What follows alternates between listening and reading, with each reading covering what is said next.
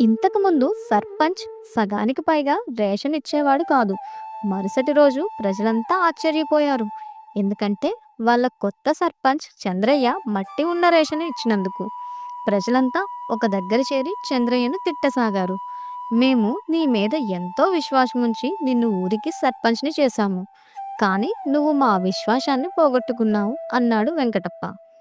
నాయనా చంద్రయ్య, నాకు నీ పద్ధతి మంచిగా అనిపించట్లేదు. ఈ రేషన్‌లో మట్టి కలపడం వల్ల నీకు ఏం లాభం జరిగింది? ఊరి ప్రజల యొక్క మంచి కోరుకునేవాడివి.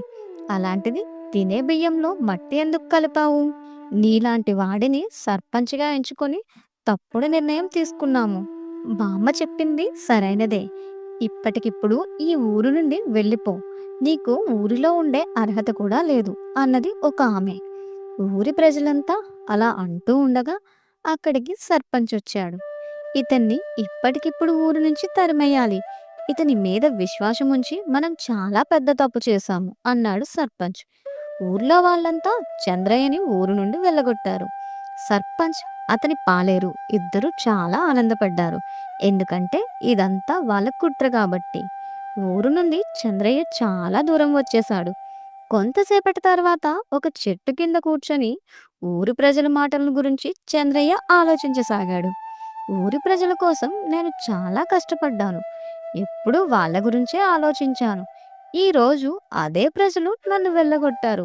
తినే బియ్యంలో మట్టి కలపవలసిన అవసరం నాకేముంది? ఎందుకు చేస్తాను?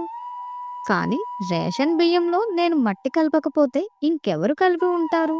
ఇది ఖచ్చితంగా సర్పంచ్ కుట్రనే. ఏమీ సందేహం లేదు. నేను ఇంత చేసినప్పటికీ ఊరి ప్రజలు ఎవ్వరూ నాకు తోడుగా లేరు.